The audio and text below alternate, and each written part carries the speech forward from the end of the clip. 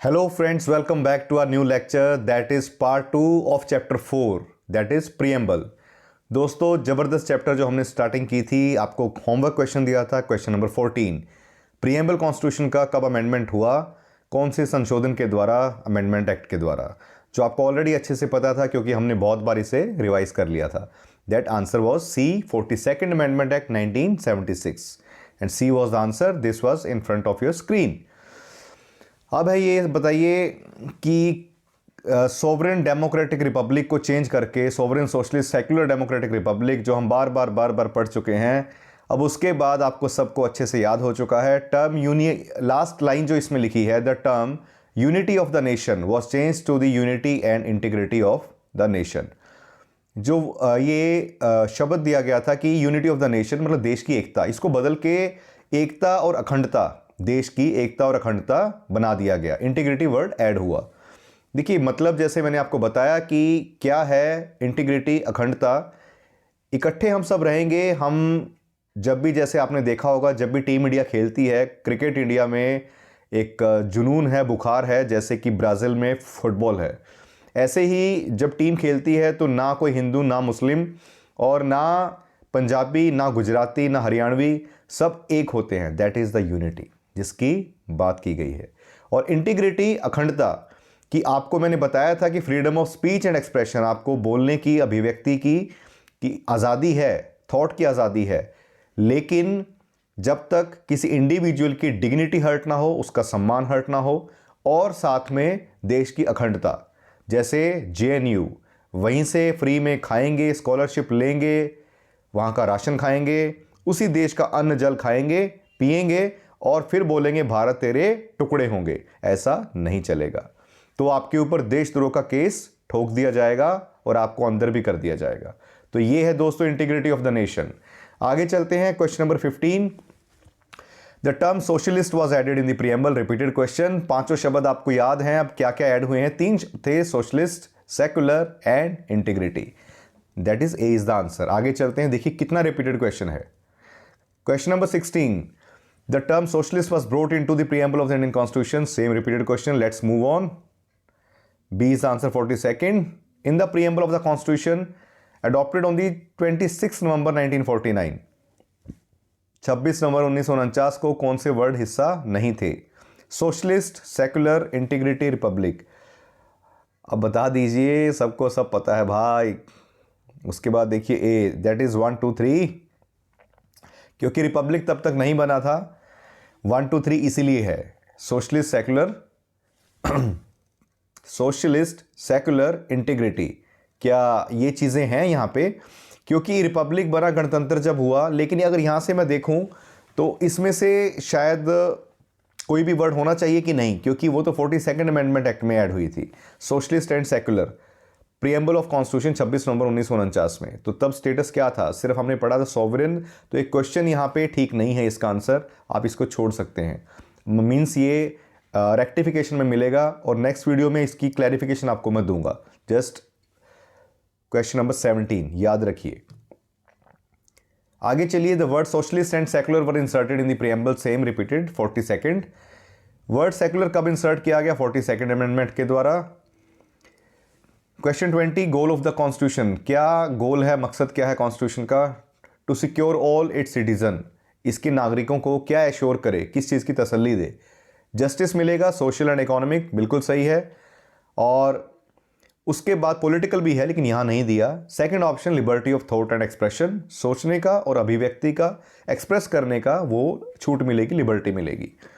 Third है equality of opportunity, और समानता का अधिकार। स्टेटस एंड अपॉर्चुनिटी है एक्चुअली दो चीज़ें। तो आपका स्टेटस है, चाहे वो रिक्शे वाला है, चाहे वो डॉक्टर है। मेरे पास एक ही एग्जांपल बार बार मुझे ध्यान आती है। और एक चीज़ बताऊं आपको, देखिए स्टेटस, व्हाट्सएप का स्टेटस सबका अलग अलग हो सकता है, लेकिन देश में सबका स्टेटस, सब बराबर के नागरिक हैं। आप किसी भी इंस्टीट्यूशन में, ऑर्गेनाइजेशन में जाएंगे तो वो अलग बात है कि आप रसूख के साथ अपना कुछ काम निकलवा लें, लेकिन अगर कोई ऑफिशियली उस चीज़ को सामने लेके आए तो चाहे वो मजदूर है, चाहे वो इंजीनियर है, चाहे वो डॉक्टर है, सबका स्टेटस बराबर है, उसको बराबर डील किया जाएगा। Fourth, dignity of the individual, सम्मान एक हर एक इंडिविजुअल का। तो ये गोल है, तो आंसर बताइए। That is D, all of above.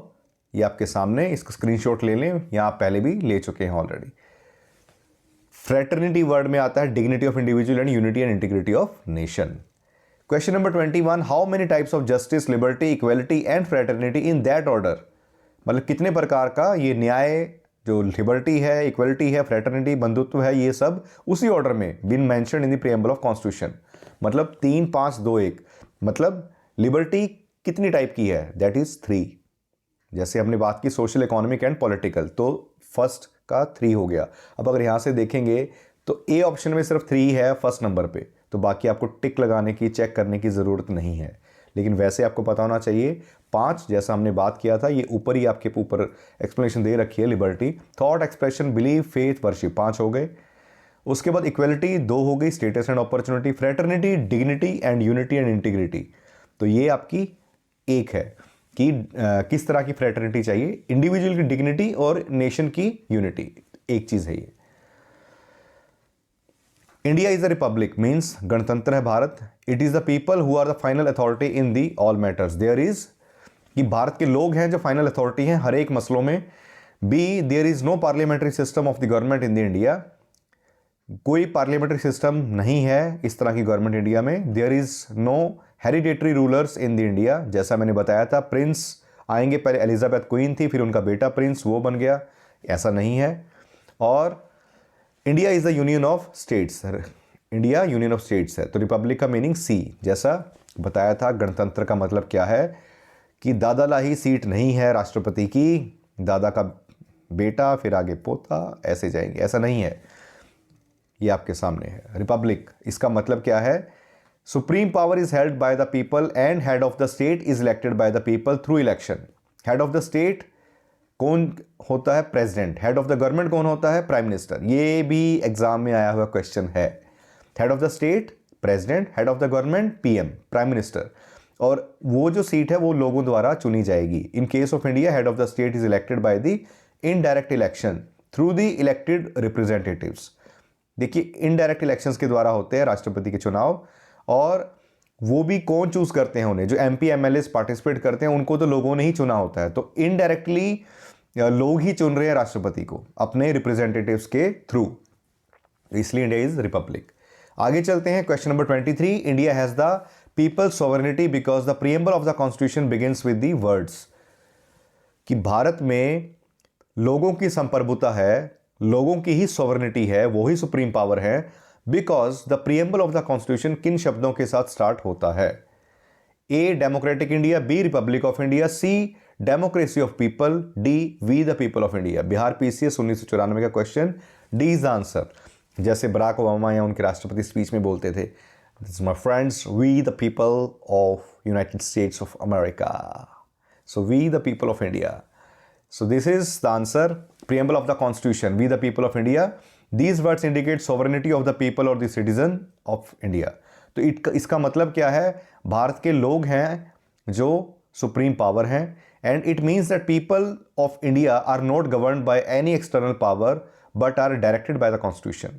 Bharat के लोग किसी भी एक्सटर्नल बाहरी शक्ति के द्वारा शासित नहीं किए जाते, गवर्न नहीं किए जा रहे हैं, बल्कि कॉन्स्टिट्यूशन के द्वारा, संविधान के द्वारा किए जा रहे हैं। आगे चलते हैं, question number 24, where have the words we the people of India been used in the constitution of India. कहाँ पे ये शब्द यूज किए गए हैं, हम भारत के लोग, we the people of India. A, directive principles, B, fundamental right, C, citizenship, D, preamble. अब आप कह सकते हैं कि सर चैप्टर ही प्रीएम्बल का चल रहा है तो जी प्रीएम्बल ना होगा, तो डी ही आंसर होगा जी, देख लीजिए। आगे चलिए, question number 25, all individuals are fully and equally human. सब individuals fully and equally human है, मतलब कोई भी अकेला इंडिविजुअल है वो बराबर में और पूरी तरह से इंसान है, कोई भेदभाव नहीं है। ये प्रिंसिपल किसको दर्शाता है, that is A, universalism, B, holism, C, socialism, D, interactionism. Universalism is the answer, Chhattisgarh PCS 2011 का आंसर, कि सारे इंडिविजुअल बराबर और फुली इंसान है। ये इस प्रिंसिपल के according every person is entitled to the human rights without any discrimination among them, मतलब हर एक इंसान को बराबर के ह्यूमन राइट्स हैं, इंसानी अधिकार बिना किसी भेदभाव के। आगे चलते हैं friends, question number 26, which among the following is the correct expression of the term secular in India. Secular in India, इसका सही एक्सप्रेशन क्या है, सही अभिव्यक्ति क्या है। मैंने ऑलरेडी जब चैप्टर स्टार्ट किया था लास्ट वीडियो में, तो स्टार्टिंग में एक्सप्लेनेशन में सब एक्सप्लेन किया मैंने। A, India has many religions. B, India have religious freedom, मतलब इंडिया के बहुत धर्म हैं, इंडिया में धर्मों की आज़ादी है। C, following the religion depends upon the will of an individual, धर्म को फॉलो करना, उसका अनुसरण करना, ये एक इंडिविजुअल की इच्छा शक्ति है, अपनी उसकी इच्छा है। D, there is no religion of the state in India. Exact line याद आ गई मेरी, शायद आवाज़ कानों में गूंजी हो, मैंने 3-4 बार रिपीट करके लाइन बोली थी। मुझे पता था ये रिपीटेड क्वेश्चन है एग्जाम में, और सिर्फ यहीं पे नहीं, यूपी पीसीएस की कई एग्जाम्स में आया है। There is no religion of the state in India, यहाँ पे देश का कोई धर्म नहीं है। तो कॉन्सेप्ट ऑफ सेक्युलरिज्म, ये है पॉजिटिव कॉन्सेप्ट। पॉजिटिव कॉन्सेप्ट क्या है कि कोई धर्म नहीं है, मतलब धर्म निरपेक्ष है। Secularism in India officially there is no religion of the state, there is equal treatment of the religions by the state, सबका बराबर का सम्मान मिलता है, बराबर ट्रीटमेंट मिलता है। 27 number question, which of the following words is not in the preamble of the constitution of India. A, socialist, B, secular, C, sovereign, D, public welfare. ये तो अब रट गया है, sovereign, socialist, secular, democratic, republic, तो public welfare नहीं आता। MPPCS का क्वेश्चन, डी आंसर। आगे चलिए, question number 28, which one of the following liberty is not embodied in, इनमें से किस प्रकार की लिबर्टी नहीं है प्रीएम्बल में। A, liberty of the thought, B, liberty of expression, C, liberty of the belief, D, economic liberty. देखिए, thought, expression और बिलीफ की है, इकोनॉमिक लिबर्टी नहीं है, इकोनॉमिक लिबर्टी उसमें जिक्र नहीं है। और देखिए, आप खुद लॉजिकली सोचिए, इकोनॉमिक लिबर्टी कैसे होगी। सबको आप लगाइए कि इकोनॉमिक का मतलब सिर्फ अगर पैसा कमाना है, तो पैसा क्या आप स्मगलिंग से भी कमाएंगे, that is not possible. Economic liberty वैसी नहीं है, तो सबके लिए बराबर वैसे इनकम हो, सबको बराबर वैसा मिले, जैसे आपको एक्सप्रेशन बराबर देने का मौका है, आप बराबर फेथ रख सकते हैं अपने धर्म में। तो economically that is not possible, वो आपकी काबिलियत के ऊपर है, आपके सर्कमस्टांसेस के ऊपर डिपेंड है। Question number 29, which one of the following reflects the most appropriate relationship between law and liberty. इनमें से कौन सा सबसे उपयुक्त रिलेशनशिप है, संबंध है, किसमें, लॉ एंड लिबर्टी में, नियम और आज़ादी में। ए, ये बहुत इंटरेस्टिंग क्वेश्चन है, आपका एक ज़बरदस्त लाइफ का कॉन्सेप्ट भी क्लियर होगा। बहुत सारे बच्चे इसमें गलती करेंगे, ऐसा मैं उम्मीद करता हूँ, क्योंकि रियल लाइफ में हम इसका ऐसा सोचते हैं। A, if there are more laws there is less liberty. अगर कानून ज़्यादा हैं तो लिबर्टी कम है। बिल्कुल सही है भाई।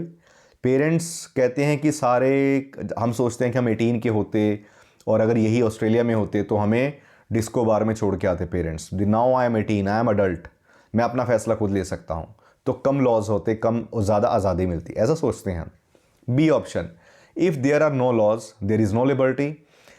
If there are no laws, अगर कोई नियम नहीं है तो कोई आज़ादी नहीं है। Is it like this? If there is liberty laws have to be made by people. अगर आज़ादी है तो लॉज लोगों द्वारा बनाए जाने चाहिए, जैसा सही लगे भाई। D, if laws are change too often liberty is in danger. अगर लॉज को, बहुत नियमों को जल्दी जल्दी बदलाव किया जाए उनमें, तो लिबर्टी खतरे में है। तो ऑप्शन क्या होगी? मेरे हिसाब से मैक्सिमम स्टूडेंट्स के लिए तो ए होगी, कि ज़्यादा कानून मतलब कम आज़ादी। और किसको ये नहीं लगता वो कमेंट्स में बताए, किसको ये लगा सच में जेन्युइनली, ये मुझे कमेंट्स में ज़रूर मेंशन करें। I just want to know, मैं जानना चाहता हूं कि आपके थॉट प्रोसेस में क्या था। ज़बरदस्ती इंप्रेस मत कीजिए, जानबूझ के आंसर बी लिखें सिर्फ आप अपना सही आंसर दीजिए। There are no laws there is no liberty. अगर नियम नहीं होंगे तो लिबर्टी नहीं होगी। रीज़न बताता हूँ आपको मैं। आप एक चौक के ऊपर हैं, एक राउंड अबाउट है, रेड लाइट्स वहाँ पे लगी हैं। अगर रेड लाइट वहाँ पे है तो चाहे फॉर्चुनर वाला खड़ा है, चाहे ठेले वाला, वो सब लाइन में खड़े हैं, अपनी बारी का इंतज़ार कर रहे हैं। आज इसकी बारी, फिर इधर से बारी, फिर तीसरे की, फिर चौथे की, सबकी बारी आ रही है, सब रोड क्रॉस करके अपने घर जा पा रहे हैं। अगर वहाँ पे कोई नियम कानून ना हो, कोई रेड लाइट ना हो, तो क्या होगा? फॉर्च्यूनर वाला, बड़ी गाड़ियों वाले, शाहूकार लोग, पैसे वाले, रुतबे वाले, वो सबसे आगे निकलने की कोशिश करेंगे कि मेरी गाड़ी है, 50 लाख की गाड़ी है, तू ठेले वाला, तू रिक्शे वाला, शीशा डाउन करके, मिरर डाउन करके 4 गालियां देंगे, उसकी बारी तक नहीं आएगी, ठेले वाला रोड के इस पार ही मिलेगा आपको। आप सहमत हैं या नहीं, कमेंट्स में बताएं। सो इसीलिए नियम है तो ज़्यादा आज़ादी है, अगर नियम नहीं है तो कोई आज़ादी नहीं है। This is was the principle. ये देखिए, ये आपके सामने explanation. If there are no laws to protect और प्रोवाइड फ्रीडम एंड लिबर्टी, ये मैं तीसरी लाइन पढ़ रहा हूं, violations of the same take place, अगर नहीं होगी तो उन्हीं का वायलेशन होगा। आगे चलिए दोस्तों, question number 30, which among the following is not mentioned in the preamble to the constitution of India? कौन सा प्रीएम्बल में मेंशन नहीं है? A social justice, B economic justice, C political justice, D religious justice. Social, political और social, political, economic. Religious justice नहीं है, 3 ही justice थे, सोशल, इकोनॉमिक एंड पॉलिटिकल। मतलब न्याय बराबर मिलेगा, मौके बराबर मिलेंगे हर तरह के, सोशल हो, इकोनॉमिक हो, पॉलिटिकल हो। आगे चलते हैं, question number 31, in the preamble of the constitution which justice is provided to all citizens? ये अभी ऊपर आपने पढ़ लिया है, social, economic and political, D answer. So let's not waste time. Question number 32, which one of the following objectives is not embodied in the preamble to the Constitution of India? Liberty of thought, economic liberty, economic वाली नहीं है, वैसे ही पता है आपको, हम ऊपर discuss कर चुके हैं। Liberty of expression and belief, ये है। देखिए, इकोनॉमिक जस्टिस है, जस्टिस क्या है कि मौके बराबर मिलेंगे, अपॉर्चुनिटीज़ मिलेंगी आपको, इकोनॉमिक, पैसा कमाने की, करियर बनाने की, ठीक है, बिजनेस करने की। लेकिन एक्सप्रेशन, अभिव्यक्ति जो है वो इकोनॉमिक कैसे होगी? उसमें कुछ इकोनॉमिक नहीं है। सो ये आपके सामने, so economic liberty is not included, ये क्लियर है। आगे चलते हैं, question number 33, which one of the following is true in relation to the preamble of the constitution?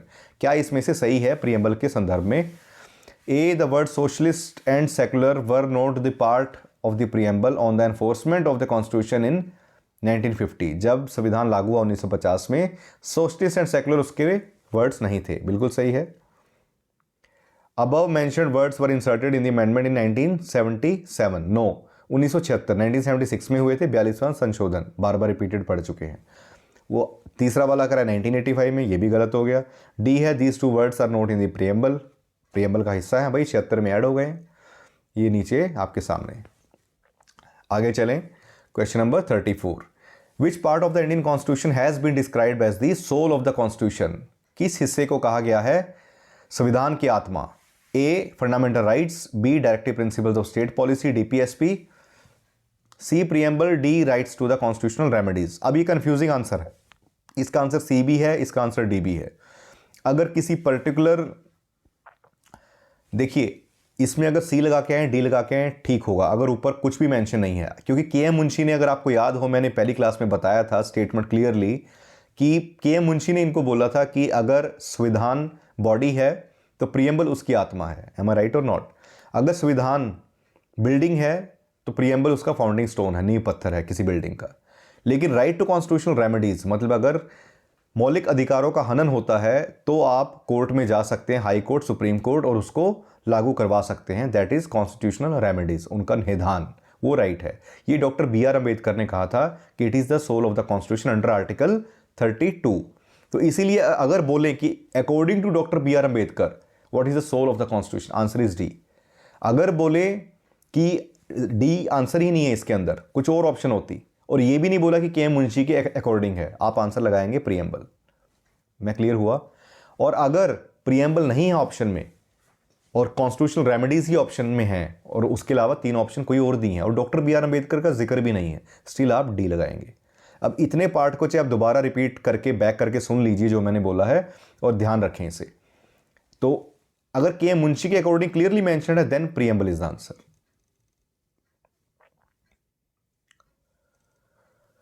Yes, ये एक्सप्लेनेशन आपके सामने, स्क्रीनशॉट आप ले सकते हैं। आगे चलते हैं, question number 35, who among the following is called the preamble of the Indian constitution the horoscope of our sovereign democratic Republic?